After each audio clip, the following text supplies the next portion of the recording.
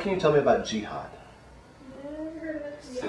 A lot of Americans didn't know about this concept of jihad until 2001, September 11th. Against supposedly some Muslims took over some planes and flew them into the towers claiming jihad against the infidels, which would be us.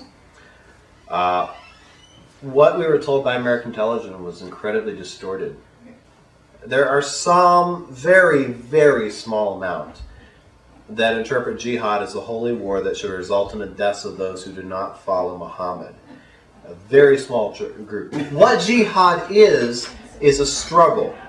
The most honorable jihad would be one struggling against oneself to submit to the will of Allah. Killing your own selfish desires and giving in to what Allah has for you, to follow God, to follow Allah completely. There's also jihad, which is justice through words, seeking justice through arguments, persuasive conversation. The last jihad most Muslims acknowledge is the jihad against oppression.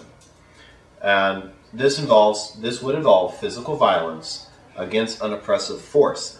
Only a force that is physically invading Muslim territory, and only if the Islam people cannot successfully relocate themselves. It is a last-ditch effort to use violence concerning jihad. And it's not a, hey, let's fly planes halfway across the world to crash them into buildings. That's not what jihad is supposed to be to a Muslim. A couple other small points to mention to you about Islam that you may or may not have covered. There is virtually no evangelism. You won't find Muslims out on street corners preaching turn or burn, Allah will smite you. They're not instructed to spread their message to the world. It's taught that if Allah wants to reveal his message to someone, he will. They're to explain their faith when asked, but not to evangelize people. Also, no suicide. Now this can be tricky because most faith systems do not want you to commit suicide. Christianity does not speak explicitly in Scripture about suicide.